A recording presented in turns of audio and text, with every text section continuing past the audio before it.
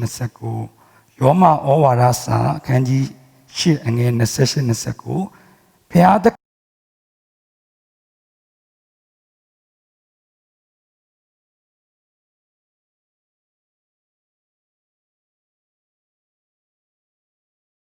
ငါတို့သိကြ၏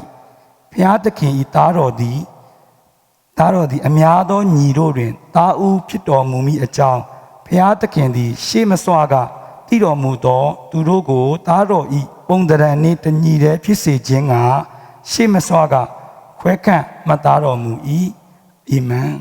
ဈာနာကြသောညီကောင်တို့ချင်းမှာဘုရားသခင်သား၍ကောင်းကြီးပေးပါစေအခုချိန်မှာကျွန်တော်တို့အတူတကွနှုတ်ကပတ်တော်ကိုအတူတကွနာခံမှုချိန်ဖြစ်ပါတယ်နှုတ်ကပတ်တော်ဝေမျှပေးမယ်ဆရာတော်ဆောဂတ်စတကိုယေရှုနာမ၌ဖိတ်ခေါ်ပါတယ်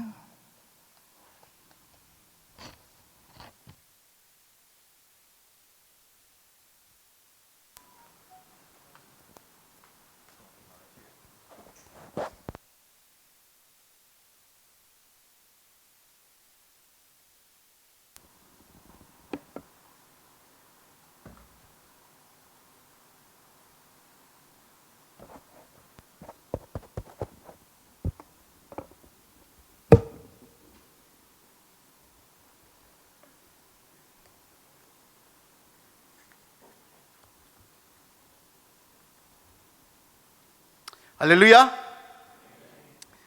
야긴 지소 치마 말해. 디네 저너의 두진 간사죠. 아양 뼈라고. 하보자. 저러다 러로제 불러 뼈음래. 세봉 나봉라 동봉로 너. 저러로 뼈비 손두고 야래. 뼈다긴 바세 봉지 바세로 너. 저러 용지래 뭐 자긴 저러로 디데마가 사비로 저러로 이도 미야비야소아 야정뭐 누가 변래 못 비고 원래 뭐 용지 바래로 너 역시래 수동 빌어서 좀 용지래 그러디 비야드킨의 인도 저로 비야면목도마 떨롱도 와래 용지jet 쿠르네 또ဝင်ပြီးတော့အစဉ်ပြောက်ကိုကိုယ်ရတဲ့ဖျားလူမျိုးတော်ဖျားသခင်ကောင်းကြီးပေးမယ်ဆိုတော့ကျွန်တော်ယုံကြည်ပါတယ်လို့နော်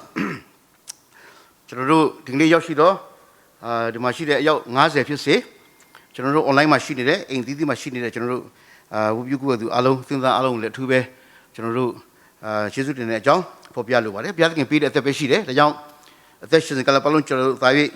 ဘုရားရဲ့အမှုကိုကြားပြောနိုင်ဖို့ဒါဆုတောင်းမြတ်တာဖို့ပါတယ်နော်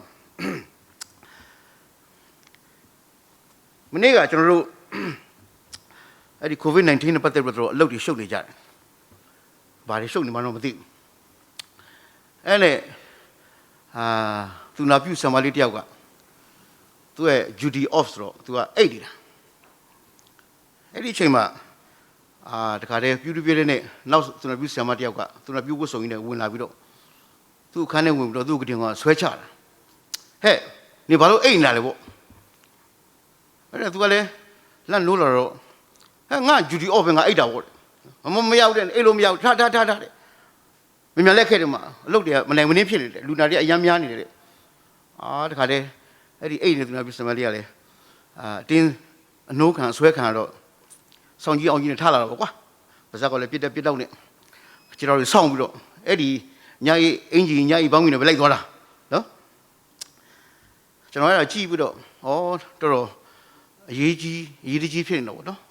အဲ့တော့လူတိုင်းကအလုပ်တွေရှုပ်နေကြတယ်အဲ့ဒီအချိန်မှာmillness ကျွန်တော်တို့အမျိုးသားသူနာပြုလို့တယောက်ပေါ့ဝတ်စုံပြည့်နေ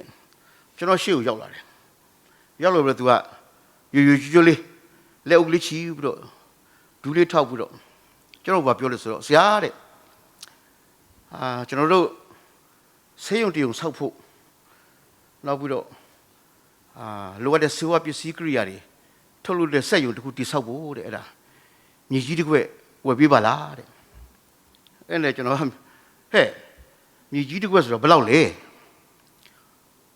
ဒေါ်လာ42သန်းဟာဒေါ်လာ42သန်းဆိုတော့မင်းဟာငါဘယ်သွားရမလဲအဲ့ဒီပစ္စနော်အဲ့တော့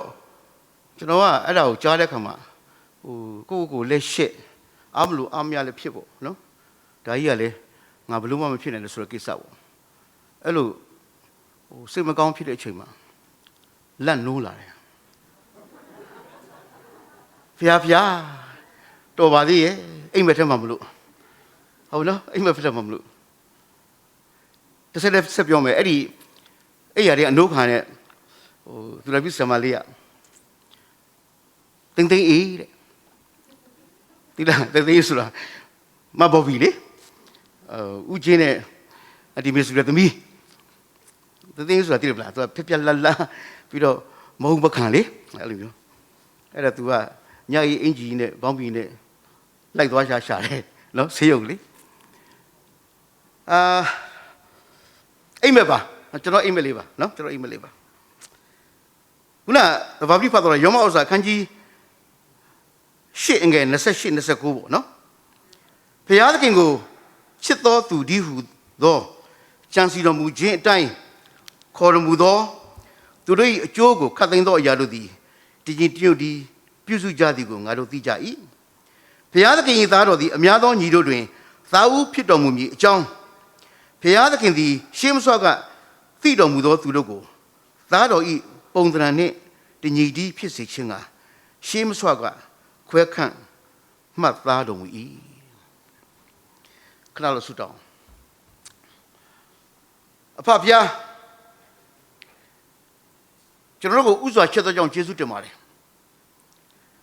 ကျွန်တော်တို့ဘုရားကိုဥစွာမရှာပါဘူးဘုရားကိုဥစွာလည်းကျွန်တော်တို့မချစ်တတ်ပါဘူးဒါပေမဲ့ဘုရားကကျွန်တော်တို့အပြစ်နဲ့ရှိစဉ်ပင်ကျွန်တော်တို့ကိုတွေ့အောင်ရှာပြီးတော့ကျွန်တော်တို့ကိုဥစွာချစ်ပြီးတော့သားတော်ရှိအပြင်ကျေးဇူးတော်ကြောင့်ပြည့်စုံတဲ့ကယ်တင်ခြင်းထာဝရအသက်တွေကျေးဇူးတော်ထူးချီးမွမ်းနေ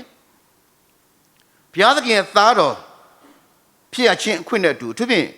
ဘုရားသခင်ကိုပြန်ပြီးတော့ချစ်အမှန်သိလာခြင်းနဲ့တကွခနေ့ဘုရားသခင်ရဲ့ကြံစီတော်မူခြင်းအတိုင်းကျွန်တော်တို့ကိုတယောက်စီကိုအထူးဘုရားသခင်ခေါ်ယူထားကြောင်းခံစားပြီးတော့အဲ့ဒီဘုရားကိုချစ်တော်သူအထူးဖြင့်ဘုရားရဲ့အကြံစီတော်နဲ့ခေါ်ထားတဲ့ကျွန်တော်တယောက်စီတွေအသက်တာမှာကျွန်တော်တို့ဖြစ်ပြတဲ့အရာအလုံးဟာအကျိုးအတွက်သက်ညီညွတ်စွာပြုစုတယ်ဆိုတော့သိရတဲ့ကြောင့်ဟာလေလုယာကိုတော်မှာကောင်းချီးပေးပါတယ်ယေရှုတင်တယ်ကိုတော့ယေရှုတင်တယ်ဒီကနေ့ကျွန်တော်တို့ဒီယောမဩဇာခန်းကြီး8အငယ်28 29ဘုရားရဲ့သားတော်သားဦးဖြစ်တဲ့ခင်ရှင်တဲ့တရနဲ့တူဖို့ to be like Christ အသက်တာကိုကျွန်တော်တို့ဆင်ခြင်ဖို့ရန်ဘုရားသခင်ပြင်ဆင်ပေးတဲ့အချိန်တိုင်းနှုတ်ကပတ်တော်ကျေးဇူးချီးမွမ်းပါတယ်ကိုတော်ဘုရားကျွန်တော်ဒီမှာတည်တဲ့စိတ်လုံးကိုတိုးထိပါဘုရားတော်ဘုရားကောင်းသောမြေဖြစ်စေပါနှုတ်ကပတ်တော်မျိုးစစ်ကိုကျဲတဲ့ခါမှာ nation ဆိုတာအမြတ်တော်များစွာအပြေပေါက်သီးသီးစေဖို့မဆာပါသူဖြင့်နှုတ်ရဖြစ်စီမဲ့ဆာလမန်ရဲ့ကျွန်တော်တို့ထုံးနေမှုတစ်ခုစီတိုင်းကိုရှင်တော်ဖျက်ရှားပါလေကျွန်တော်မျိုးအလွန်အားနဲ့ကြောင်းကောင်းကြောင်းကိုဝန်ခံပါလေဒါမဲ့လေကျွန်တော်တို့မစုံနေခြင်းနဲ့မှာဘုရားသခင်ရဲ့စုံနေတဲ့ကျေးဇူးတော်အားနေခြင်းနဲ့မှာဘုရားသခင်ရဲ့ကြီးမားတဲ့တကူကိုပဲကျွန်တော်တို့မျှော်ကိုးပြီးတော့စင်လိုကျုပ်ပဲနေကြကြမောစွာဖြင့်အသက်တာကိုအနန္တရဲ့ကိုတော်ဘုရားကျွန်တော်အပြည့်ပြန်ကြလွတ်လပ်စွာစကားပြောပါမယ်အကြောင်းအလုပ်လုပ်ပါမယ်အကြောင်းနှုတ်ကပတ်တော်ကိုဆွလို့ပါမယ်အကြောင်းကျွန်းလို့ဆိုတာစက္ကတ်တခါမှာဝိညာဉ်တော်ဘုရားကိုယ်တိုင်ဆက်လက်ပြီးအုပ်စိုးလမ်းပြပါမယ်အကြောင်းအသက်တာအချိန်တိုင်းကိုစက္ကတ်အနန္တခြင်းကျေးဇူးပေါင်းချီးမွမ်းလည်းမြတ်သောသခင်ရှင်တော်စက္ကတ်ဆုတောင်းထပ်မံ၍အနန္တကြတဲ့ဖမြတ်စွာသောဘုရားသခင်အာမင်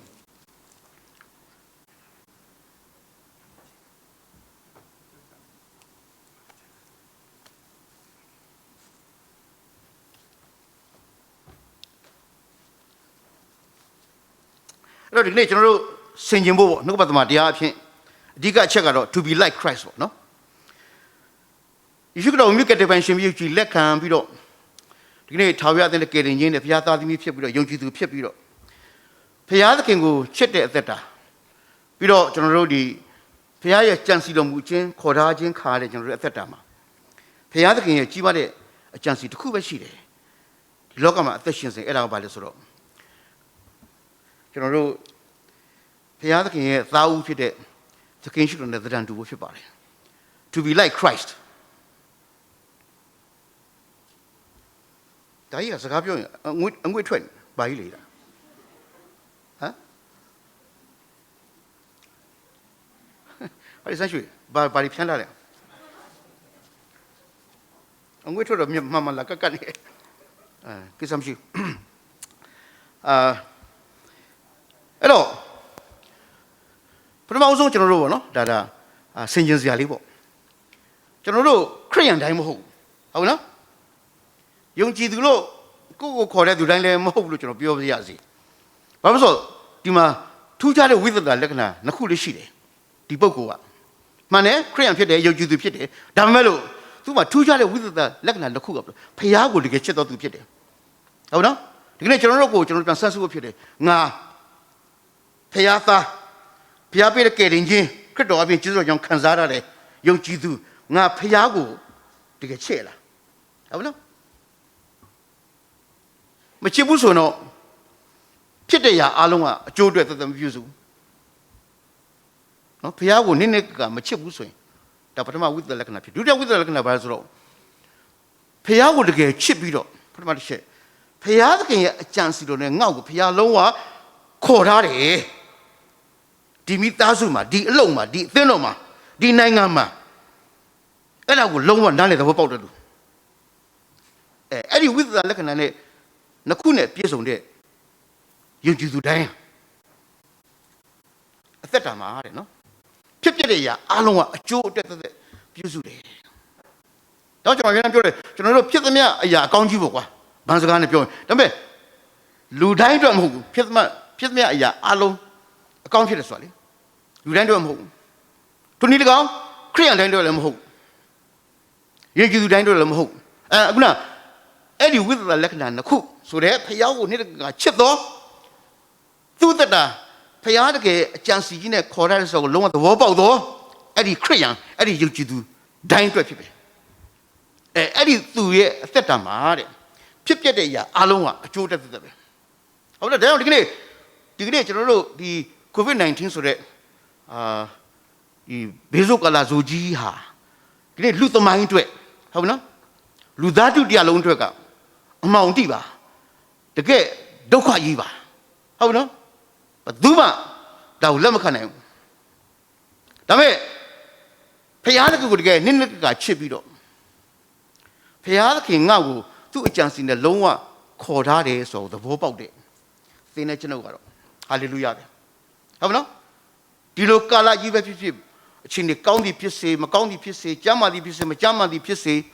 ကျွန်တော်တို့အလုပ်ပြုတ်သည်ဖြစ်စေမပြုတ်သည်ဖြစ်စေကျွန်တော်တို့အချိန်တွေကောင်းသည်ဖြစ်စေဘာပဲဖြစ်ဖြစ်တဲ့အရာအားလုံးကအကျိုးအတွက်သက်သက်ပဲပြုစုတယ်ဆိုတော့ဘုရားဆုံးဖော်ပြလို့တယ်အဲ့ဒီသူရဲ့အသက်တာမှာတဲ့ဟုတ်နော်ဒီကနေ့အဓိကပြောမယ့်အရာကတော့ယောမရှေ့29ဖြစ်ပါတယ်အဲ့ဒီလူရဲ့အသက်တာဘုရားသခင်ကဟိုးရှင်းမစွာကလေးကသူ့ကိုသိတယ်တဲ့ဘုရားသခင်ကဟိုးရှင်းမစွာတွေကသူ့ကိုခွဲခံထားတယ်တဲ့သူ့အတွက်အကြီးမားတဲ့အကြံစီရှိတယ်ဘာလဲဆိုတော့သာဝဖြစ်တဲ့သခင်ရှိတော်နဲ့သာ၍တဒံတူဖို့ပဲဖြစ်တယ်ဟုတ်နော်ကျွန်တော်တို့တထေးဖြစ်ဖို့နာမည်ကြိုကြီးဖြစ်ဖို့အောင်မြင်တဲ့သူကြီးဖြစ်ဖို့ကျွန်တော်တို့ဆရာဝန်ကြီးဖြစ်ဖို့ဟုတ်မလားရှင်းနေကြီးဖြစ်ဖို့အင်ဂျင်နီယာကြီးဖြစ်ဖို့ဘုရားသခင်မပြောဘူးဘုရားသခင်ရဲ့အကြံစီကသင်တဲ့ကျွန်တော်တို့အတွက်ကဒီကနေ့သူ့ရဲ့သားဦးဖြစ်တဲ့သခင်ယေရှုခရစ်တော်တဲ့တန်တူဖြစ်တယ်ဟာလေလုယာအဲ့ဒါလို့ကျွန်တော်တို့လုံးဝသဘောပေါက်ဖြစ်တယ်ဒီကနေ့ခင်ကာလာကြီးပါဘောနော်ကျွန်တော်တို့ဆရာတယောက်တရားဟောကြောကျွန်တော်လမ်းထောင်တော့မှာကျွန်တော်သဘောရင်းနေကြသူပြောတာကအထူးဖြင့်ဒီအမေရိကန်နိုင်ငံမှာယခုဒီရွက်ကောက်ဝက်ကာလာကြီးဒီလိုအခြေအနေမျိုးမှာပေါ့နော်ကျွန်တော်နိုင်ငံလုံးကတခါလဲ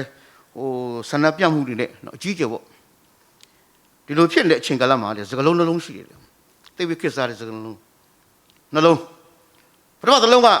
pro life တဲ့ဟုတ်နော်ဒုတိယတစ်လုံးက pro choice တဲ့ကြားဦးကြလားမသိဘူးဟုတ်နော် pro life ဆိုတာကသူကအသက်ဝိညာဉ်ကိုတန်ဖိုးထားတော့အသက်ဝိညာဉ်ကိုဦးစားပေးတော့လူမျိုးပေါ့ဒါ pro life abortion ကိုလုံးဝလက်မခံတဲ့လူမျိုးဟုတ်နော် abortion ကိုလုံးဝလက်မခံကြံတဲ့ဘောနဲ့သွားတယ်အသက်ကိုဝိညာဉ်ကိုတိတ်တမိုးထားတယ်ဒါပေမဲ့ pro choice ဆိုတဲ့မျိုးက abortion ကိုသူကလုံးဝလက်ခံထားတဲ့အဖွဲ့ဟုတ်ပြီနော်အသက်ဝိညာဉ်မှာနားမလဲဘူးငါတဲ့ this is my choice this is my body this is my choice ငါကြိုက်တယ်လို့လုပ်ငါကြိုက်တယ်လို့ရွေးချယ်မယ်ဟုတ်ပြီနော်ဒါကြောင့်ကျွန်တော်တို့စစ်တမ်းတွေရတဲ့ဒီ10စုနှစ်20စုနှစ်အတွင်းမှာပေါ့ကျွန်တော်တို့ဘာအပြစ်မှမရှိတဲ့လူလောကကိုပင်မရောက်လာသေးတဲ့သတိသားပေါင်းအသက်ဝိညာဉ်ပေါင်းသန်း60အချက်ချင်ရတယ်အဘော့လောက်ခံရတယ်ကျွန်တော်တို့သတိသားဖြစ်ချက်တယ်လို့ပြောတာကသိပ်ပြီးတော့မလေးနဲ့ပေါ့တယ်လို့ပဲအသက်ရှိတဲ့လူသားသန်း60အသက်ခံရတယ်လို့ပြောရင်ပို့ပြီးတော့မှန်တယ်ဟုတ်နော်လူတယောက်ရဲ့လို့မမွေးဖွားလာရသေးတဲ့အမိဝမ်းတမှာအသက်ရှင်နေတော့လူသားပေါင်းသန်း60ပျက်စီးဆုံးရှုံးရတယ် because of pro choice ဆိုတဲ့ယုံကြည်မှုနဲ့အသက်တာကြောင့်ကျွန်တော်ညီမတို့ဒီကနေ့ကျွန်တော်ဒေါ်နယ်ထရမ့်နဲ့သူ့အစိုးရသူတို့ struggle လုပ်နေရတယ်အဲ့ဒါပဲဟုတ်နော်နောက်တစ်ဖွဲ့ရှိသေးတယ်ကျွန်တော်တို့ homosexual တွေလေဟုတ်ပြီနော်ယောက်ျားချင်းဒါအိမ်တော်ပြုမိမချင်းဦးနဲ့အိမ်တော်ပြုလေကျွန်တော်မှတ်မိသေးတယ်အိုဘားမားဒါ second term ပြန်ပြီးတော့ရွေးခံဖို့သူတို့struggle လုပ်တဲ့အချိန်မှာလေသူသမီးလေးနဲ့ပတ်သက်ပြီးတော့ဒီအဲ့ဒီhomosexual တယောက်အဲ့ဒါနဲ့ तू ကအဲ့ဒါကို तू ကအရန်အားပေးပြီးတော့လေအရန်ကိုကြီးနဲ့စာပြီးတော့ तू ကဒီ gay rights ဆို तू အကြီးကျယ် promote လုပ်တာဟုတ်နော် promote လုပ်တာအဲ့တော့လိဗေကကျွန်တော်တို့လိန်တူချင်းဆက်ဆံခြင်းကို तू က officially အကြီးကျယ် promote လုပ်ပြီးတော့ तू ကလုပ်ပေးလိုက်တယ်အဲ့တော့ second term သူပြန်ရတယ် this is my body this is my choice ငါကြိုက်တယ်လို့လုပ်မယ်ဟုတ်နော်ငါကြိုက်တယ်လို့အသက်ရှင်မယ်ငါသဘောဘာမဆိုအဲ့တော့ in God we trust တဲ့ဒီ American နိုင်ငံကြီးကစတဲ့ဒီကနေ့ကမ္ဘာလောကတစ်ခုလုံးကနှလုံးသားထဲမှာတဲ့ကျမ်းသဘောအရပြောရင်ယေရမိ19အငယ်9ရပြောရင်ကျမ်းသဘောနှလုံးသားထဲမှာဖျားသခင်ထံကနေပြီးတော့ထွက်သွားတဲ့လူမျိုးလို့ပဲကျွန်တော်ပြောချင်ပါတယ်အဲ့ဒီလူမျိုးကကျင့်ခြင်းကိုခံအပ်သောလူမျိုးဖြစ်တယ်ချစ်တော်ညီမတို့ဟုတ်ပြီနော်အမေရိကန်နိုင်ငံကြီးကို in God we trust ဆိုတဲ့တကယ်ဖျားကိုဦးစားပေးဖျားကိုဥထိတ်ထားဖျားကိုယုံကြည်ကိုးစားတဲ့တိုင်းနိုင်ငံလူမျိုးကဒီကနေ့ဖျားထံကနေပြီးတော့ထွက်သွားပြီးတော့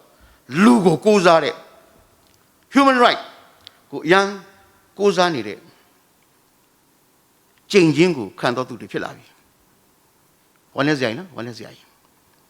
အရာခတ်တိုင်းကဘုရားသခင်ရဲ့အလိုဘုရားသခင်ရဲ့သဘောဘုရားသခင်ရဲ့အကြံစီနဲ့ကျွန်တော်တို့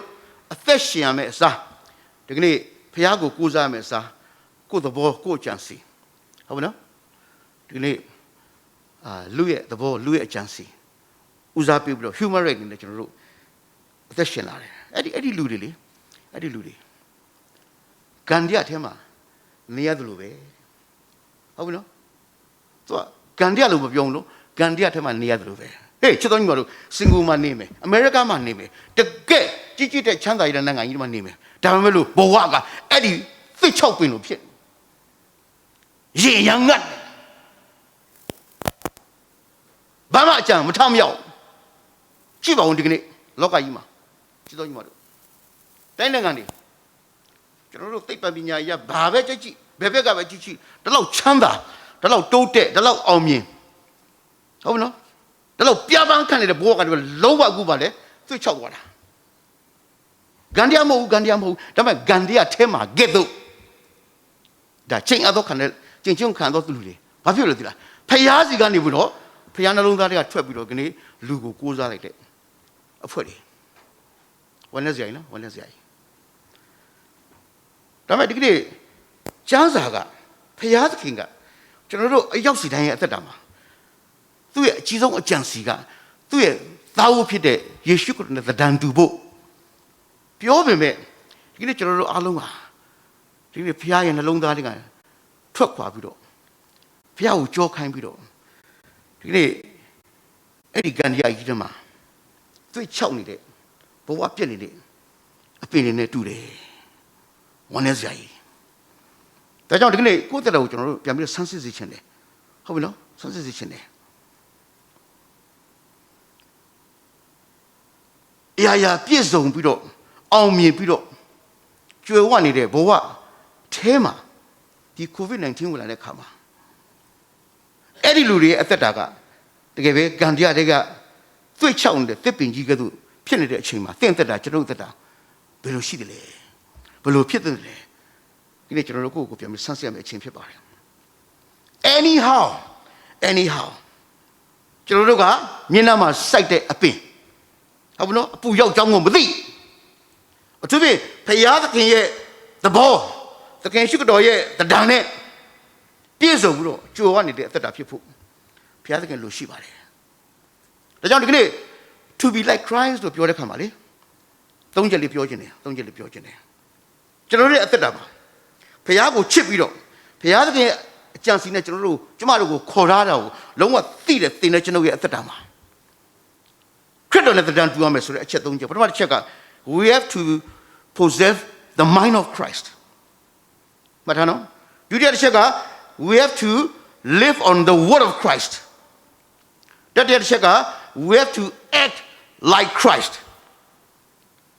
ဟုတ်ပြီနော် to be like Christ ဆိုတာကျွန်တော်တို့အချက်သုံးချက်ကလေးကျွန်တော်တို့ဆင်ခြင်မယ်ပထမတစ်ချက်က the mind of Christ ဒုတိယတစ်ချက်က the word of Christ နှုတ်ကပတ်တော်တတိယတစ်ချက်က the action of Christ ခရစ်တော်ရဲ့သက်ရှင်လှုပ်ရှားသက်ရှင်ခြင်းပုံစံဖိလိပ္ပိဩဝါဒစာခန်းကြီးနဲ့အငယ်၄နဲ့၅ပေါ့ကိုယ်အမှုရာကိုသာမရှုမှတ်ပဲသူ့အမှုရာကိုအချင်းချင်းရှုမှတ်ကြလော့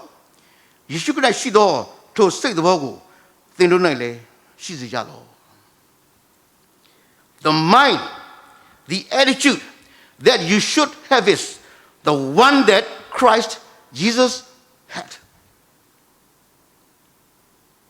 ဟုတ်နော်ယေရှုခရစ်ရှိသောစိတ်သဘော attitude အတိုင်းသင်တို့၌ရှိစေကြလော့ you and I should have the mind the attitude of Jesus Christ ဒါဖယားခင်ယေရှုခရစ်နဲ့တန်တူခြင်းပထမတစ်ချက်ဖြစ်တယ်ဟုတ်နော် the mind of Christ the attitude of Christ ကျွန်တော်တို့ဆက်ဖတ်မယ်ဆိုရင်ဟုတ်ပြီနော်ခုနပြောတာကကိုယ်မှုအောင်ရှုမဟုတ်သူ့မဟုတ်ရှုမှတ်တယ်ဟုတ်ပြီနော်ယေရှုခရစ်ရှိသောစိတ်သဘောဖြစ်တယ်အသေးစိတ်ထိုသခင်သည်တဲ့ဖယားသခင်ဤတရားတော်နဲ့ပြည့်စုံတော်မူသည်ဖြစ်၍ဖယားသခင်နဲ့ပြန်သောအမှုကိုလူချင်းအမှုဟူ၍မထင်မမှတ်လျက်ပင်မမိအသည့်ကိုစွန့်၍အစေခံကြုံဤတရားကိုယူဆောင်လျက်လူကဲ့သို့သောအဖြစ်၌ဖွားမြင်ခြင်းကိုခံတော်မူ၏ထို့သောလူ၏ဂုဏ်ကံလက္ခဏာနှင့်ပြည့်စုံလျက်အသေးခံခြင်းသာမဟုတ်လက်ဝါးကတိုင်မှာအသေးခံခြင်းတိုင်အောင်အစေကြုံခံ၍ကိုနှိမ့်ချတော်မူ၏ထို့ကြောင့်ဘုရားသခင်သည်ကိုတော်ကိုအလွန်ချီးမြှောက်၍ဘွဲ့နာမတကားထက်ချီးမြှောက်သောဘွဲ့နာမကိုပေးသနာတော်မူ၏ဖိလိပ္ပိဩဝါဒစာခန်းကြီး2အငယ်4ကနေပြီးတော့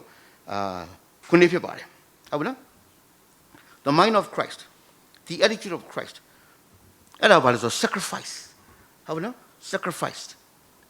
ကျွန်တော်တို့စကလုံးအများကြီးကြားဘူးလေ kenosis ဆိုတာလေ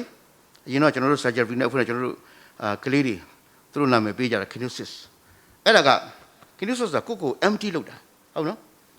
ကိုယ်လုံးဝညှင်းပယ်ပလိုက်တာဖယားစင်စစ် 100% ကသူ့ကိုယ်လုံးဝညှင်းပယ်လိုက်တာငါဖယားမဟုတ်ဝီရှုငါဖယားမဟုတ်ငါဖယားဆိုတဲ့အဲ့ဒီ attitude တွေလောကကိုသူဆင်းလာလို့မရလူကိုလာကယ်လို့မရ I am nothing ဟုတ်နော်သူကလုံးဝလွတ်လပ်လာ empty လုပ်ပြီးတော့ရှိသမျှကိုသူကစွန့် sacrificial life စွန့်လို့ပူဇော်တဲ့အသက်တာအဲ့ဒါ the mind of Christ ပဲ the attitude of Christ ပဲဆိုတော့သင်နဲ့ကျွန်တော်အသက်တာဒီကနေ့လောကကကျွန်တော်တို့ဘာသင်ပေးလဲကိုပဲဘ ਹੁ ပြုတ်ဖို့ကိုအတ္တကိုပဲဘ ਹੁ ပြုတ်ဖို့ငါဆိုတာပဲဘ ਹੁ ပြုတ်ဖို့ငါဆိုတာပဲနန်းတင်ထားဖို့ဟုတ်မလားကျွန်တော်တို့ကိုသုံးသင်နေတဲ့အချိန်ကာလမှာ Naha, Bamamobu, Sore, Solochin, attitude, the Yachide. Eddie Chube, Yeshu Pianet, the Dantubu. Pity soldier, no protection in Nalia. Solo Puzore at the down. Sacrificial life. The attitude of Christ, the mind of Christ. The name got you know. Sayano, phone said it. Yiriki is a shield. Major on it. Just your southern eyes of Tuzumaga. Kuna Guevo, no hala. Puma. You know, said, Paloma Colombia. Colombia. Now, Miss Sayana, do Broma Colombia. You know, to me, my leg quarter. You know, some institutional quarter, some teachers in Cocaine. Hey, see, Neil Jah, must have you in it. For people, so as I see it. You know, Capon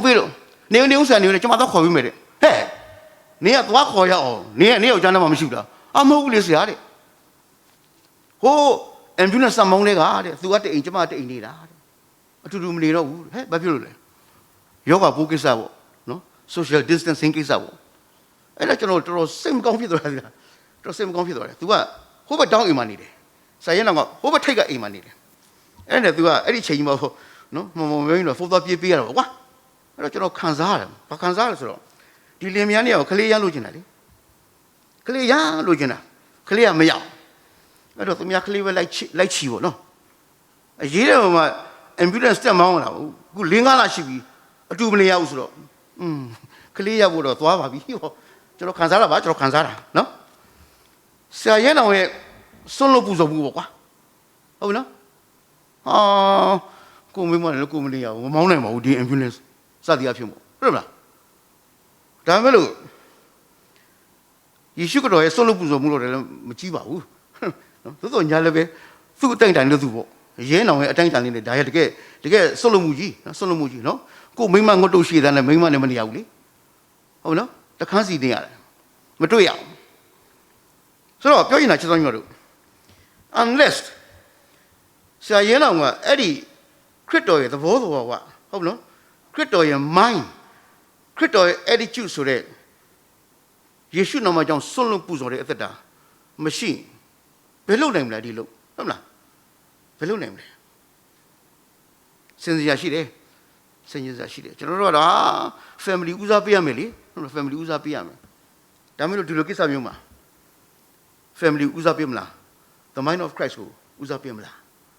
Chidon Since Yashide. How now, Since Yashide. I know, the Kijuka. But now, solo puzzle at the Dane to piss out the Shinele. General Sazajua. General, a fashionable, 2 that would be no, 2 that would the sonable. General, a fashionable, 2 that would the sonne. General, season, net, peaceable, 2 seasons along with so on. How now? General, Papa do people, 2 Pama Chingo so on. I don't know. A pigeon. General, na Jinswa, told you next chin. Makaya. General, you chin chanda, a peak Kanzaya, to go Eddie, Najinzwa, Tojin Nisaki, Alongo, Cambido. To a somewhere. General Kadema, go pigeon, a shed away a June Makaya on, Thuga Eddie, a shed away to Najin Alongo. General Kuza, Bisablo can you do it? This is the mind of Christ. This is the attitude of Christ. Dajamlu, Payada King, Camilo Pia, too. Buena Malacade, not so. She was watching February. You know, the national net. Do you need Eddie? Crit on it, the down to Boya. But what is it? The mind of Christ, go general Pine Tabuga. Eddie solo puzo gensure. That out, general.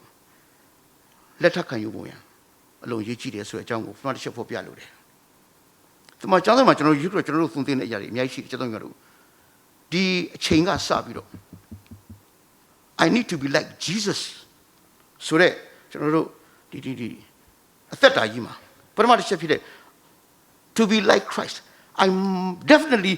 must have the attitude the mind of Christ ဆိုတဲ့အချက်နဲ့ပတ်သက်ပြီးတော့ယေရှုပြောတဲ့အရာတွေအများကြီးရှိတယ်ကျမ်းစာထဲမှာဟေးသင်တို့ထဲမှာအကဲအမှုပြုလို့တော်သူအစေပါလို့အောင် okay ဒီနေ့ဘုမပြမှာဘာသာရေးလောကမှာအဲ့ဒီပြဿနာပဲအားလုံးကဆရာတွေကြီးပဲအစေကံမရှိဘူးဒါကြောင့်ကျွန်တော်တို့အဲ့ကြီးဆိုတော့ကဟုတ်မနော်အစေကံခေါင်းဆောင်တွေပေါ်ထွက်ဖို့ကျွန်တော်တို့အထူးဘုရားခွက်ခံပြီးတော့စေခိုင်းတဲ့အရာဖြစ်တယ်အကဲမှုပြုလို့သူဒီနေ့အစေကံဖြစ်ရမယ် I came not to be served but to serve ငါလောကကိုလာတာသူများလည်းကအစေစားခံဖို့မဟုတ်ဘူးသူများလည်းကအစေခံဖို့ငါလာခြင်းဖြစ်တယ် That is the mind the attitude of Christ ဒါကျွန်တော်တို့ပြင်ရမယ့်အရာဖြစ်တယ်ခရစ်တော်နဲ့ကျွန်တော်တို့ပြင်ရမယ့်အရာဖြစ်တယ်ဟုတ်ပြီနော်ခရစ်တော်ကိုချစ်တယ်ခရစ်တော်ရဲ့အကြံစီနဲ့ကျွန်တော်တို့ခေါ်ထားရဆိုရင်ဒါကျွန်တော်တို့လုံးဝသဘောပေါက်ပြီးတော့ပြင်ရမယ့်အရာဖြစ်တယ်ကျမ်းစာမှာရှိပါတယ်အရင်ကြတော့သူအဆုံးမှာကြံခဲ့မယ်ဟုတ်ပြီနော်အဆုံးမှာရှိတဲ့သူအရင်ကြလိမ့်မယ်ခရစ်လောကရဲ့ principle ကကျွန်တော်တို့အရင်ကြီးပဲသူများတကလည်းအရင်ကြီးပဲ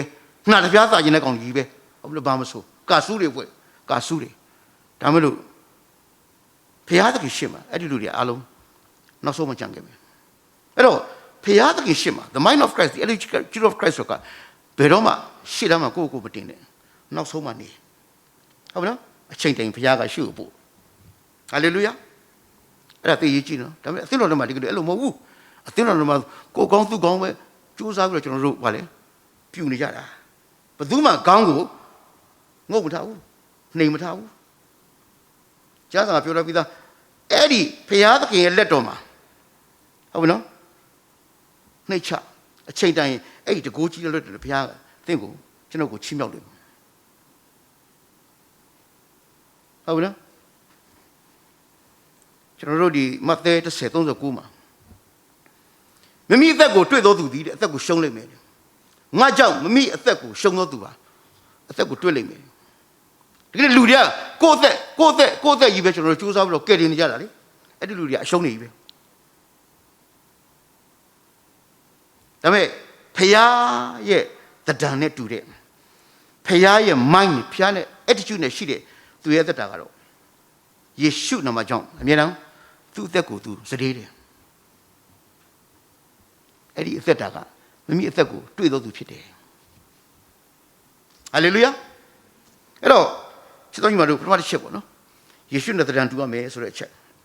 ဒီကနေ့ကျွန်တော်တို့ the mind of Christ the attitude of Christ ကိုကျွန်တော်တို့ဒါနှလုံးသွင်းပြီးတော့အသက်ရှင်ဖြစ်တယ်ဆိုတဲ့အကြောင်းဖော်ပြလို့ဒုတိယတစ်ချက်အဲ့တော့ကျွန်တော်တို့နှစ်ကောအခန်းကြီး3ငယ်3မှာအဘယ်သို့နည်းဟုမူကားသင်တို့သည်မင်းနှင့်ရေးထားသောစာမဟုတ်အသက်ရှင်တော်မူသောဘုရားသခင်၏ဝိညာဉ်တော်နှင့်ရေး၍၎င်းကြောက်ပြားပေါ်၌မရေးဘဲအသားနှင့်ပြည့်စုံသောနှလုံးသားပြားပေါ်၌ရေး၍၎င်းငါတို့ပြုစုသောခရစ်တော်၏စာထင်ရှားစွာဖြစ်ကြ၏ The letter of Christ the word of Christ ဟုတ်နော်ဒီကနေ့ကျွန်တော်တို့ဟာတဲ့ခရစ်တော်နဲ့သဏ္ဍာန်တူဖို့ we must haveပထမတစ်ချက် the mind of Christ ဒုတိယတစ်ချက် the word of Christ ခရစ်တော်ရဲ့စာဖြစ်ခရစ်တော်ရဲ့စာအဲ့တော့ကျွန်တော်နှလုံးသားကလေနှလုံးသားကကြောက်ကြီးလို့မာကြောတယ်လို့မရအောင်ချစ်တော်ညီမတို့အဲ့ဒီကြောက်ကြီးပေါ်မှာခရစ်တော်ရဲ့စာရေးလို့မရအောင်အဲ့တော့ခရစ်တော်ရဲ့စာကိုကျွန်တော်နှလုံးသားထဲမှာရေးလို့ရဖို့ပါသင်နှလုံးသားကျွန်တော်နှလုံးသားကအသားနဲ့ပြည့်စုံသောနူးညံ့ပျော့ပြောင်းတဲ့နှလုံးသားဖြစ်ဖို့လိုတယ်ဟုတ်ပြီနော်နူးညံ့ပျော့ပြောင်းတဲ့နှလုံးသားဖြစ်ဖို့လိုတယ်အဲ့တော့ဒီကနေ့ဒီမှာရေးရတာကဟုတ်ပြီနော်သင်တို့ဟာတဲ့ကြောက်ပြောင်းပေါ်မှာရေးတဲ့နော်ထွင်းထားတဲ့စာမဟုတ်ဘူးကျွန်တော်တို့မှင်နဲ့ရေးတဲ့စာလည်းမဟုတ်ဘူးစာရုပ်မှာရေးတဲ့စာလည်းမဟုတ်ဘူးဒီနေ့နှလုံးသားပေါ်မှာရေးတဲ့ယေရှုခရစ်တော်ရဲ့စာ the letter of Christ the word of Christ so that people see people read and people believe in Jesus Christ ဟုတ်နော်ကျွန်တော်တို့ကလူတိုင်းကနေဖတ်နေတယ်နေတိုင်းဖတ်နေတယ်အဲ့တော့ကျွန်တော်တို့ရဲ့အပြောဆိုဘာစကားတွေထွက်တယ်လဲဟုတ်နော်ဘာစကားတွေထွက်ဆိုလူကနှလုံးသားကမကောင်းဘူးလေနော်ကျွန်တော်တို့ဒီကြားစာထဲမှာရှိနှလုံးသားကအလိုညစ်ညူးတယ်ဆိုတဲ့အတွက်အဲ့နှလုံးသားကဒီတစ်ဆင့်ပါဇက်ကနေထွက်တဲ့ဟာတခုမှမကောင်းဟုတ်နော်တခုမှမကောင်းသို့ညာလည်းပဲနှလုံးသားကိုဖျားလက်ထဲလုံးဝအပ်လိုက်ပြီးတော့အဲ့ဒီမှာကြောခက်ထန်တဲ့ကြောက်နှလုံးသားနေပြီးတော့သားနှလုံးသားကိုဖျားသခင်ပြောင်းပေးပြီးတာနဲ့တဲ့ဟုတ်ပြီတော့အဲ့ဒီအသားနှလုံးသားမှာဖျားကသူ့ရဲ့စာကိုရေးထွင်းလိုက်တဲ့အခါမှာကျွန်တော်တို့ရဲ့နှလုံးသားကပျော့ပြောင်းပြီးတော့ဟုတ်ပြီနော်ဖျားသခင်နှုတ်ကပတ်သမားတရားလည်းပြည့်ပြီးတော့ကျွန်တော်တို့နှုတ်ကနေတဆွန့်ထွက်လာတဲ့စကားတွေကဖျားနှုတ်ကထွက်တဲ့စကားတွေကြီးပဲအဲ့တော့ကြားတဲ့လူမှန်သမျှကတိဆောက်စရာဖြစ်တယ်ခွန်အားရတယ်ဟုတ်ပြီနော်ဒါကြောင့်ချစ်တော်ညီမတို့ဒီကနေ့ကျွန်တော်တို့ကျွန်တော်သားသမီးတွေကျွန်တော်တို့ကိုယ်တိုင်ကိုလည်းကျွန်တော်တို့ကအမြဲတမ်းကိုယ့်ကိုပြန်ပြီးတော့စစ်ဆေးပြီးတော့လေခွန်အားယူရတယ်ဟုတ်နော် we must confess the word of God from our mouth our lips ဟုတ်နော်ကြားစာပြောတယ်ဖျားသခင်ကိုမပြစ်မှားမိအကြောင်းနှလုံးသားထဲမှာနှုတ်ပတ်တော်ကိုသို့ထားပါပြီဆာလန်ဆရာကဟုတ်ပြီနော်အဲ့တော့သင်နှလုံးသားကျွန်တော်နှလုံးသားထဲမှာဘာတွေသို့ထားလဲဘာတွေရေးထားတယ်လဲဟုတ်ပြီနော်လောကအရာတွေပဲကျွန်တော်တို့သို့ထားရင်တော့ထွက်တဲ့စကားလောကစကားပဲထွက်မှာပဲဟုတ်လားမုန်းတိမှုတွေပဲကျွန်တော်တို့သို့ထားရင်တော့ကျွန်တော်တို့မုန်းတိမှုပဲထွက်မှာပဲပါဇက်ကမကျင်မနာမှုတွေသို့ထားရင်အဲ့ဒီမကျင်နာမှုတွေထွက်မှာဟုတ်လား we can never be the word of Jesus Christ but if we store the word of God in our heart ဟုတ်ပြီနော်နှလုံးသားထဲမှာအဲ့ဒီယေရှုရဲ့ခရစ်တော်ရဲ့စာနှုတ်ကပတ်တော်ကိုကျွန်တော်တို့သို့ထားတယ်ရေးထားတယ်ဆိုရင်ထွက်တဲ့စကားဘာစကားထွက်မလဲနှုတ်ကပတ်တော်ပဲထွက်မှာပေါ့ဟုတ်လားသမာတရားပဲထွက်မှာပေါ့ဒီကနေ့ကျွန်တော်တို့ဒီစကားနော်ဒီဟိုပေါ့ဟိုအရှိတိုင်းမဟုတ်ပါဘူးကျွန်တော်တို့နောက်ကြပြောင်ကြတယ်လीနော်နောက်ကြပြောင်ကြတာတချို့လူတွေအနောက်ရမ်းဆန်တယ်လीဟုတ်လားအနောက်ရမ်းဆန်တယ်ဒါစိတ်တော့မရှိတာတော့မဟုတ်ဘူးလားနောက်တာပဲစကားကိုကသူအကောင်းမပြောတတ်ဘူးပြင်ပြတော့မပြောတတ်တာဟုတ်လားဒါမဲ့လည်းထိခိုက်ရင်တော့အရင်ထိခိုက်တယ်ကျွန်တော်တို့အိတ်ကြီးမှာဆိုဆရာကျွိုင်းရှိတယ်လीဆရာကျွိုင်းကဗမာအစ်စ်ပါဒါမဲ့ရုပ်ကကလရုပ်အဲ့တော့တစ်ဖွဲ့လုံးကသူ့ကိုကလားပဲပြောတော့မှကလားကိုပြောတာတော်တော်ပက်စစ်ပြောတာသူကအမျိုးမျိုးပြောတတ်တယ်အဲ့ဒီကလားတယောက်လေအမုန်းတင်တာလေအမုန်းတင်တယ်လည်းဘာလို့တော့မသိဘူးဆရာကျွဲတော့သီးကန်ရှာပါတယ်ကြာလာတော့မရတော့ဆိုတာသူပောက်ကွဲတယ်အဲ့ပောက်ကွဲတယ်တော့အကုန်လုံးကျင်သွားကလားဆိုတဲ့စကားမထွက်ရတော့နော်အမှန်ကတော့ဟိုနင့်နာစီလို့စိတ်တယ်မပြောစလို့ပြောတယ်လေဆရာကျွဲအရင်စလို့ပြောတယ်အဲ့တော့သူစိတ်ဆောင်းပို့ပြီးတော့စလို့ပြောတယ်အဲ့လိုမျိုးနော်ဒါပေမဲ့ချစ်တော်ညီမတို့ဒီကနေ့နှုတ်ကထွက်တဲ့စကားလာလေတကယ်တမ်းကျတော့ဒီထဲမှာအပြစ်ရှိလို့သာထွက်တာပါဒီလားထိလို့မရအောင်အဲ့ဒါလေထိလို့မရအောင်ဒီထဲမှာရှိတဲ့အတိုင်းထွက်တာဒါကြောင့်ကျွန်တော်တို့နှလုံးသားမှာဗာရေးထားတယ်ဘာလို့သို့ထားတယ်သိရေးကြည့်နော်သိရေးကြည့်တယ်ဒီနေ့ဒီနှစ်ကော3ရက်ကတော့ဖခင်သခင်ရဲ့ယေရှုခရစ်တော်ရဲ့နှုတ်ထွက်စကားဟုတ်ပြီနော် the letter of Christ ဒီမှာကျွန်တော်တို့ရေးထားဖို့သိရေးကြည့်တယ်အဲ့တော့မှထွက်တဲ့စကားတိုင်းကသမာတရားထွက်မယ်မနေ့ကကျွန်တော်ကအန်တီဝေကိုအန်တီယိုဝေကိုအမြဲတမ်းစတယ်အမြဲတမ်းစတော့မနေ့ကအဲ့ဒါမနေ့ကတော့ကျွန်တော်မဆောက်ဘူးမနေ့ကကျွန်တော်မဆောက်သူတို့တော့စိတ်ဆိုးသွားတယ်ဒါပေမဲ့ကျွန်တော်စတာမဟုတ်မနေ့ကတော့တကယ်ကျွန်တော်ပြောတာ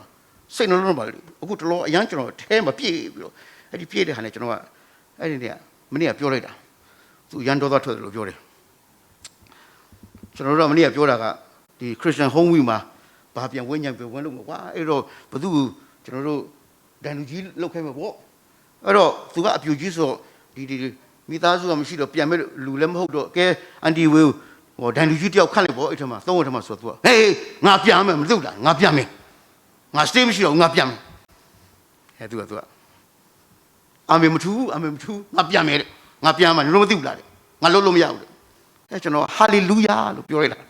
ဒေါသလက်ထင်ကြီးထွက်သွားတာဒီကပေါက်ထွက်သွားတာဒေါသကကျွန်တော်သိလိုက်ပြီဒါပေမဲ့ကျွန်တော်အဲ့ဒါကျွန်တော်နောက်တော့မဟုတ်တော့ကျွန်တော်အတိအကျပြောတာကျွန်တော်ကနှလုံးသားထဲအတိအကျဘာလို့ဆိုသူ့ကျွန်တော်ပြန်စေချင်တာကြပြီ ဒါနှလုံးသားထဲလာတာနော်ဒီအသက်ဒီရွယ်ကြီးနဲ့ဒီမှာတခါလေပင်ပဆင်းရဲလောက်ကင်စားတော့လားရစားအရေးတဲ့သူလည်းတရားရနဲ့ကြစားလားတပြားမှလည်းမစုမိဟုတ်နော်အဲ့တော့ကျွန်တော်ပြောတယ်အန်တီဝေဒီအသက်ဒီရွယ်နဲ့ဒီလိုကျင့်လေလှူရှားအသက်ရှင်ရတာမကောင်းပါဘူးကျမ်းစာပြောတာအသက်ကြီးစဉ်ကောင်းသောအရာနဲ့ရောင်ရည်ရမယ်အန်တီဝေအသက်ကြီးစဉ်မှာအဲ့ဒီကောင်းသောအရာနဲ့တခုမှရောင်ရည်ချင်းမတွေ့ရဘူးအဲ့တော့နေလို့အဆင်မပြေဘူးလေဒီနိုင်ငံကြီးမှာဟုတ်မလားလောက်ရတာလေပြပန်းလေစားသလားဆိုလေတော့ရမစားဘာမှလည်းမစုမိမဆောင်းမိအဲ့တော့ပကြီးပြန်လေဒေါင်းကွက်မှာနေမလားမင်းမြို့မှာနေမလားသိလားတခါလေအဲ့ဒီမှာမုန်းလင်းနာနဲ့လက်ဖက်ရည် coffee breakfast အဆင်သင့်အချိန်တိုင်း lunch ကအဆင်သင့်အချိန်တိုင်း dinner ကအဆင်သင့်လေအဲ့ဒီမှာအန်တီဝေတခါလေဒူးလေးနှပ်ပြီးနေရုံပဲသိလားဒေါင်းကွက်ဆိုတခါလေကျွန်တော်တို့ internet ကလည်းကောင်းသိလားတစ်ချိန်လုံး online မှာတက်နေလို့ရသေးတယ်ဘာမှလုပ်စရာမလိုသိလားနှပ်ပြီးစားနေုံပဲကျွန်တော်ကသူ့ကိုပြောတယ်နင်းပြန်ရင်ငါတလ2သိန်းပေးမယ်စဉ်းစားကြည့်ချစ်တော်ညီမတို့ကျွန်တော်ဆိုပြန်လာကြပြီဟုတ်လားဘာမှလုပ်စရာမလိုလေတောင်းမကွက်မှာနင်းမင်းမြို့မှာနင်း2သိန်းပေးခါတဲ့အလူငွေလေးပေးဟုတ်လားကိုသုံးချင်တာသုံးဖြုံးချင်တာဖြုံးလိုချင်တာလေးလှူချင်တာလေးလှူဘလောက်ကောင်းလဲဒါကြောင့် तू ကငါပြန်မယ်လို့ပြောတော့ကျွန်တော်ဟာလေလုယာဒိုင်းနဲ့ထွက်လာတာဒါရင်ထဲကအတိုင်းပဲဟုတ်နော်ရင်ထဲကအတိုင်းအဲ့တော့စိတ်မဆိုးပါနဲ့လို့ပြောချင်တယ်နော်စိတ်မဆိုးပါနဲ့အဲ့ဒါကျွန်တော်ဘုရားအဲ့ဒါကိုပြည့်စုံဟုတ်နော်ဆိုကျွန်တော်နောက်တာမဟုတ်လေနော်ခါတည်းကတော့နောက်တာပါဒါပေမဲ့အခုကကျွန်တော်ရမ်းခံစားနေရတယ်ဟုတ်လားသူ့အတွက်လေအဲ့တော့ကျွန်တော်နှလုံးသားထဲမှာအဲ့ဒီအပြစ်ရှိတယ်အဲ့ဒီအပြစ်တိုင်းထွက်လာဟုတ်လားအပြစ်တိုင်းထွက်တာကျွန်တော်ပါဇက်ဖမ်းပိတ်လို့မရဘူးကျွန်တော်ချုပ်လို့လည်းမရဘူးထွက်သွားရတာလေအဲ့ဆိုကျွန်တော်နှလုံးသားထဲမှာဒါရှိအပြစ်ရှိနေတာပေါ့နော်ဆိုပြောရင်လည်းလို့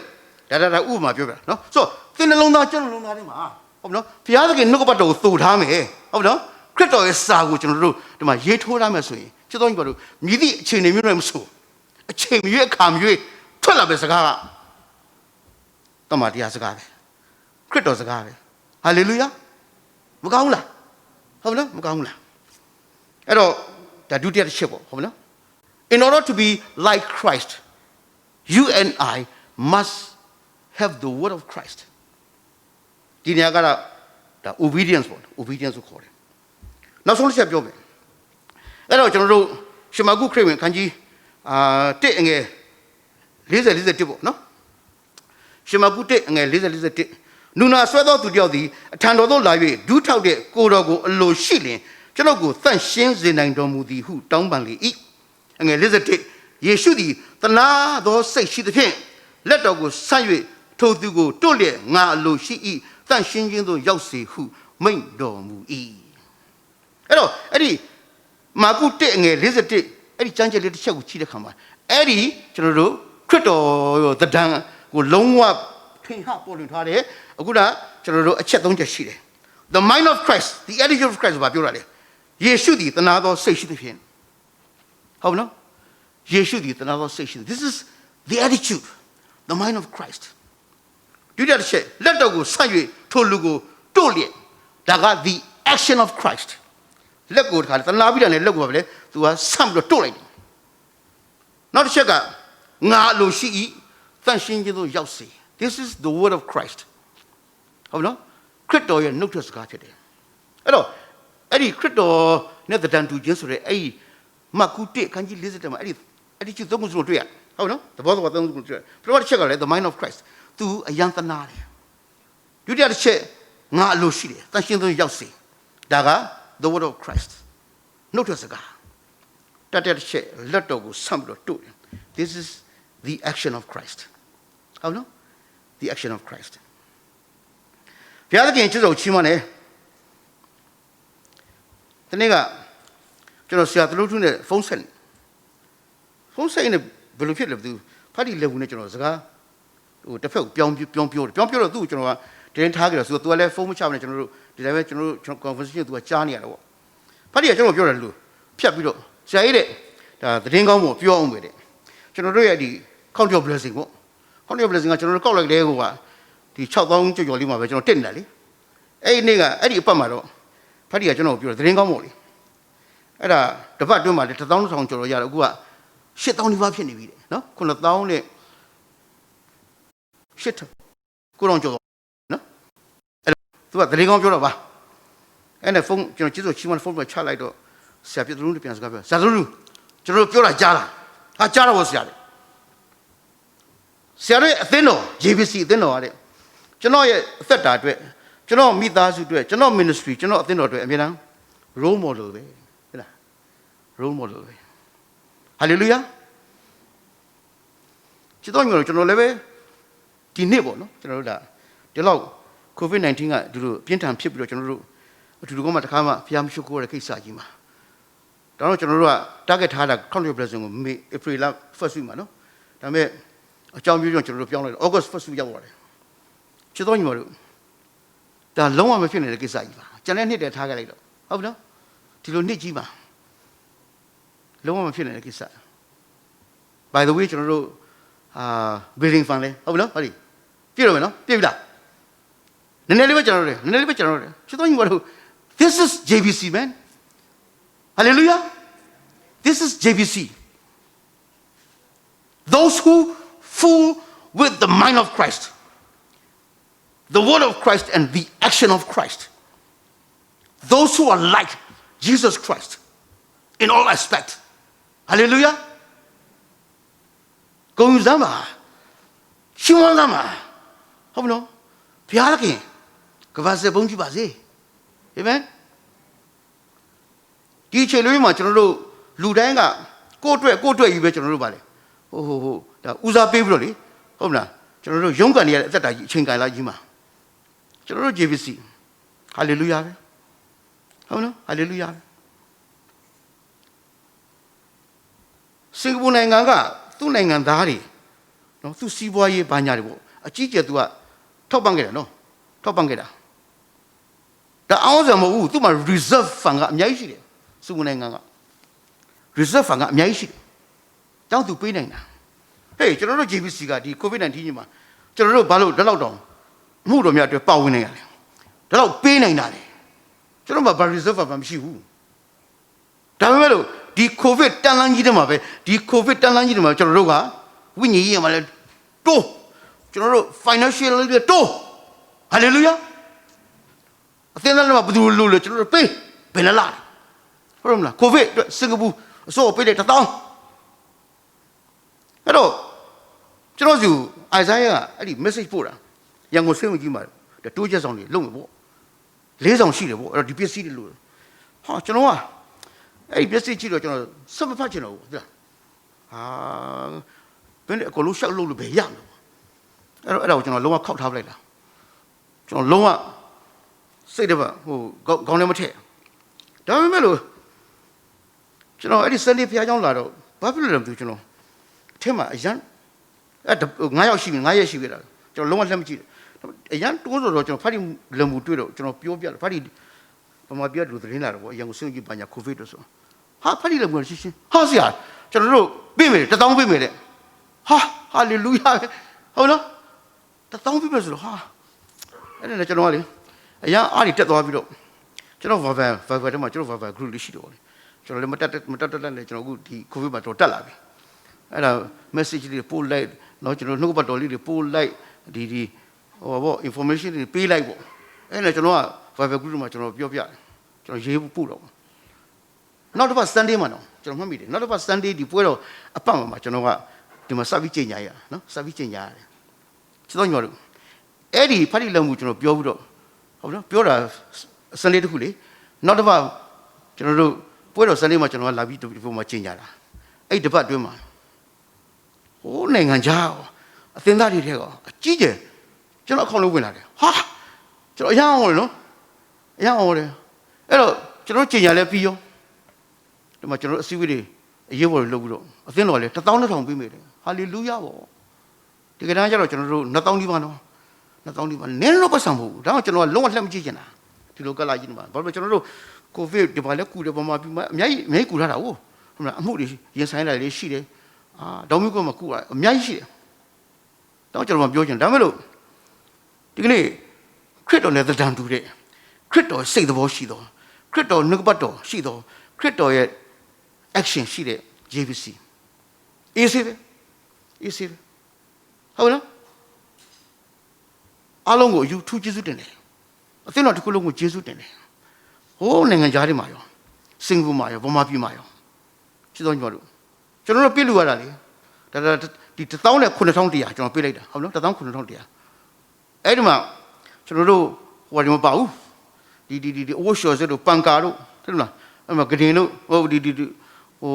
staff တွေကသူတို့ကအိမ်မပြန်ဘူးလေအဲ့မှာမနေရတာအဲ့တော့သူတို့အတွက်ဂဒင်သူတို့အတွက်စောင်းကောင်းအောင်ခြေနှောင်ကအစပြီးတော့ကျွန်တော်တို့အဝတ်လျှော်ဖို့ဒီစပ်ပြလက်ဆေးစပ်ပြအဝတ်လျှော်စပ်ပြအစုံကိုတိုက်စပ်ပြအဖက်ကနေပြီးကျွန်တော်တို့ဘောင်းစုံဟုတ်ပြီနော်ဝမ်ဝူးတော့ပေါင်လဲကြတာ so marvelous ပဲ so marvelous ဒီလိုခက်ကလာကြီးတဲ့မှာချစ်တော်ညီမတို့ကိုယ့်အတွက်ပဲကျွန်တော်တို့ထိုင်ပြီးစဉ်းစားနေတယ်ဒါတွေအဖြစ်မရှိဘူးဖျားဘုံထင်စားရှင်းစားအကြောင်းလုံးဝမရှိဘူးဖျားနဲ့တဒံတူလို့ဆိုပါအကြောင်းမှလည်းမရှိဘူးဒါပေမဲ့လို့ဒီလိုကာလဇိုးကြီးထဲမှာ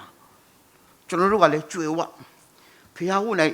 ဝိညာဉ်ရေးရာနဲ့ဟုတ်တယ်ယုံကြည်ခြင်းအရာနဲ့ကျွန်တော်တို့အသင်းတော်ကအဖက်ကနေပြီးတော့ကျွန်တော်တို့ကြွယ်ဝပြီးတော့လွတ်တဲ့နေရာတိုင်းမှာကျွန်တော်တို့ပါပဲပေးဆက်နေတာ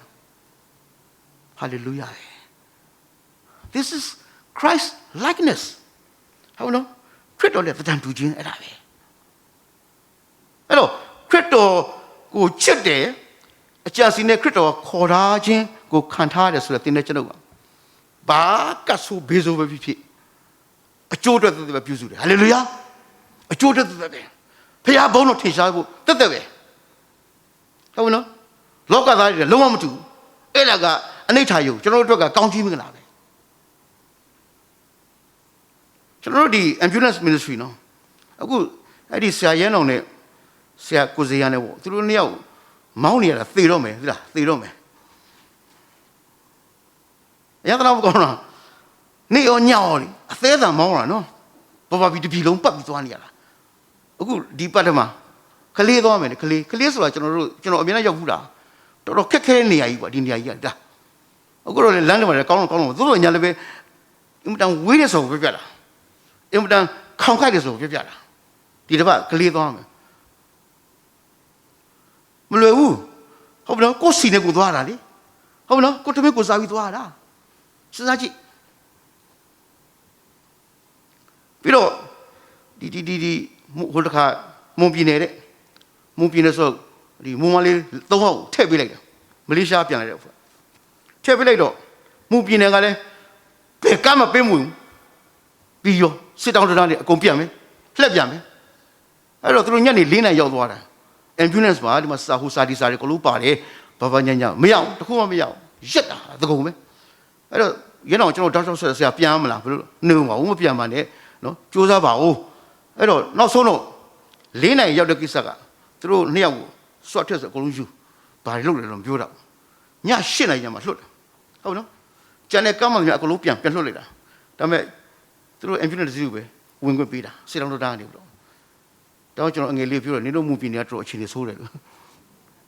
တလောက်ဒီမှာအထောက်ထားအပြည့်စုံနဲ့သွားနေတာလေဟုတ်မလားအဲ့ဒီမိန်းကလေး၃ယောက်မလေးရှားပြန်လာတာ16နှစ်ရှိပြီနှစ်ယောက်ကကိုနဲ့တယောက်ကမူတုံနဲ့တယောက်ကကော့ဂရိတ်တဲ့တယောက်ကရေးတဲ့စဉ်းစားကြည့်ပါချစ်တော်ညီမတို့မူပြည်နေလို့နာမည်တက်လိုက်တာဟိုးမိုးဒီမိုးတယောက်မြေတယောက်လေသွားတဲ့ကိစ္စလွယ်တာမဟုတ်တာပြီးတော့တထုံတယောက်တော်သေးတယ်အဲ့ဒီကော့ဂရိတ်တယောက်ရင်သွားဖို့တကောင်သလွဲကော့ဂရိတ်မြို့လဲရောက်ရောသူရောက်ွက်သူမသိဘူးဆက်ရှင်နေရှိပြီလေရောက်ွက်ပါမနေမှမသိဘူးဟာအဲ့ဒါလေဟိုပတ်ဒီပတ်ညတကောင်သလွဲတော့ရဲထွက်လာပြီးတော့ရဲကတားစစ်စင်းပြင်းပြအောင်ရှုပ်ချက်ခတ်နာပဲ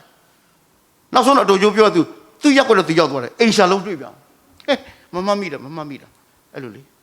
အဲ့တယောက်ရှင်းပြီးတော့နောက်တယောက်ကရေးတီသွားတယ်ရေးရောက်တယ်အဲ့ဒီရောက်လည်းပဲသူရွာသူမသိဘူးရွာဗမာရှိမှမသိဘူးတဲ့အမှန်တော့သူဟာဒီစင်ကူးနေနီးလေးရွာထဲရောက်တော့သူမသိပြန်အဲ့လိုဟာမျိုးလေအဲ့တော့လက်မထမင်းစားလို့မရအောင်ဆိုင်တယ်မှာလေ ambulance ပြန်နေဘယ်သူမှလက်မခံချင်ဘူးအဲ့တော့ဘာလုပ်ရလဲဆိုအဲ့ဒီဆရာရန်တော်ကပြေးပြီးတော့ကုတ်လေးပေါ့ပြေးပြီးတော့ကြပြကြရအဲ့ဒါလူ၄ယောက်ဆို၄ယောက်၅ယောက်ဆို၅ယောက်၅ဘူးပေါ့၄ဘူး၅ဘူးအဲ့ဒါပြေးဝဲပြီးတော့သူတို့ဘူးလေးနဲ့ Lambi masa tapiเอามาซาดาစဉ်းစားကြည့်ဖိုးခနော်တော်တော်ပေးယူရတယ်အိမ်ပြန်တော့လည်းမိမနဲ့လည်းမနေအောင်သနာစရာနော်ကလားမသားလေးဖြစ်တော့ညီမတို့တခရစ်တော်နဲ့တဒံတူချင်းမရှိဘူးဆိုရင်ခရစ်တော်ရဲ့ attitude mind မရှိဘူးဆိုရင်ခရစ်တော်နှုတ်ပတ်တော်မရှိဘူးဆိုခရစ်တော်ရဲ့ကျွန်တော်တို့ action မရှိဘူးဆိုရင်ဘယ်လုပ်နိုင်မလဲမလုပ်နိုင်ဘူးဟုတ်နော်အခုroom of Shabbat ကြားဘူးလား room of Shabbat ဆိုတာအဲ့ဒီ YouTube Facebook လား YouTube လားဒါကိုယ်အိုင်ဇာယာဥဆောင်တဲ့အရာလေးပေါ့ကိုယ်ဇာယာလည်းသူကဟိုမှာနေတာကြာလာတော့ဘုရားသခင်ကသူ့ကိုအတင်းဟိုပါလေဒီဘယ်လိုပြောမလဲခိုင်းတဲ့ ministry လို့ပေါ့ဗျာနော်ပထမဆုံးအဲ့ဒီ room of Shabbat ကိုအရန်နာမည်ရနေတယ်ဘသူအကြောင်းကိုတက်ခံခဲ့လို့ဆိုကျွန်တော်တို့ AG ကဆရာစကြိုင်ဟုတ်နော်ဆရာစကြိုင်ယူလေးပဲဟို holiday တလုံးနဲ့ဆရာကန်ဒီကဂီတာလေးတီးအဇာယာဟိုနာပြောဒီနာပြောဟိုကလေးကတော့သူတက်ခံတာပေါ့အဲ့ဒီတက်ခံချက်ထွက်ပြီးတော့နောက်ပိုင်းအဲ့ဒီ room of Shabbat ကတကဘာလုံးမှာအရန်ကိုဟော့ဖြစ်သွားပြီဟုတ်နော်လူငယ်ပေါင်းများစွာ response လာတယ်သူတို့အရန်ခံစားရတယ်အရန်တုတ်တိချင်းခံရတယ်သူတို့လူဆိုးတွေနော်ဒီကနေ့ဘုရားသခင်ရဲ့ကျေးဇူးတော်ကြောင့်လူတစ်လုံးပြန်ဖြစ်လာတာဟာလေလုယာပဲအဲ့နဲ့နိုင်ငံခြားတော့လူငွေတွေပေးတယ်လားအဲ့ဒီ room of Shabbat ဟိုဒီ ministry အတွက်အဲ့တော့ဘယ်လိုဖြစ်လို့အခုကျွန်တော်ကြီးတဲ့အခါမှာလေသူတို့လုပ်တဲ့ဟာလေးကရိုက်ထားတာလေးကကိုစီသူကရိုက်ပေးတယ်စီသူကတော့ရိုက်တာတော့တယ်ပေါ့လေဒါပေမဲ့ဟိုအပြင်စင်လေးတွေပေါ့နော်အပြင်စင်လေးကျွန်တော်ကြည့်တဲ့အခါမှာဒီခြံဝင်းလေးကဘယ်သူခြံမြလည်းမသိဘူးနော်လို့ကျွန်တော်စိတ်ထဲမှာခံစားပြီးတော့မနေ့ကကျွန်တော်အိုင်ဇိုင်းနဲ့စကားပြောပြီးတဲ့အခါကျတော့အဲ့ဒီမယုံကြည်သူတယောက်မိုးကုတ်ကတထေးဒါအဲ့ဒီမိုးကုတ်တထေးရဲ့အိမ်ခြံဝင်းထဲမှာအရန်လာအဲ့ဒီမှာကျွန်တော်တို့တက်ခံချက်တွေရှိတယ်အဲ့ဒီမှာကျွန်တော်အခုဒီ dream ဖွဲ့ရောဒါကျွန်တော်တို့အဖွဲ့တွေပေါ့အာဇာရဲ့ဥဆောင်ပြီးတော့အဲ့ဒီမယုံကြည်သူမိုးကုတ်တထေးကဘာပြောလို့ဆိုကိုယ်ဇာယာခမညာသူလည်းအရန်တုတ်ထိတာသူကအဲ့ဒါကိုကြည့်တော့လေအဲ့တော့ခမညာလိုချင်တဲ့ landscape ကျွန်တော်အများအားပြောင်းပေးမယ်တယ်ဒါ shooting အတွက်ဟုတ်နော်ပြီးရင်သူ့အိမ်ထဲမှာ interior design ပြောကျွန်တော်အများအားပြောင်းပေးမယ်တယ်ဒါ shooting အတွက် hallelujah နော် hallelujah အော်ဝယ်ချစ်တော်ညီမတို့တော့ကျွန်တော်ပြောတယ်အိုင်ဇာယာပြောတယ်အိုင်ဇာယာ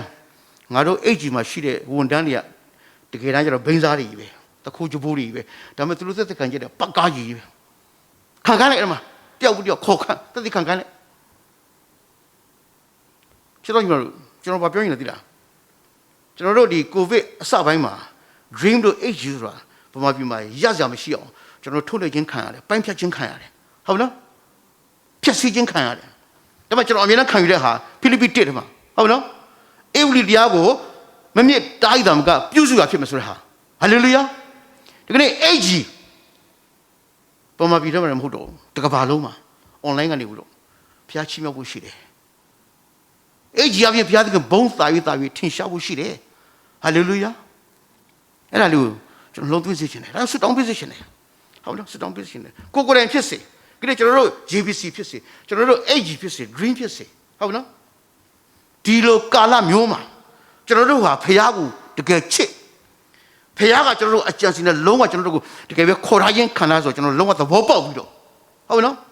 ကြားလေယေရှုခရစ်တော်နဲ့တန်တူလေ the likeness of Christ တဲ့ကျွန်တော်တို့ရှင်သန်အသက်ရှင်ပြီးတော့ခုနအချက်၃ချက်ဖြစ်တယ် the mind of Christ the word of Christ the action of Christ တဲ့ကျွန်တော်တို့ပြေဝဆုံးနေပြီးတော့ဘုရားဘုန်းသာယူထင်ရှားတဲ့အသက်တာဖြစ်ဖို့ခွန်အားပေးတိုက်တွန်းဆိုပါတယ်အရောက်စုကိုဘုရားသခင်ကောင်းချီးပေးပါစေ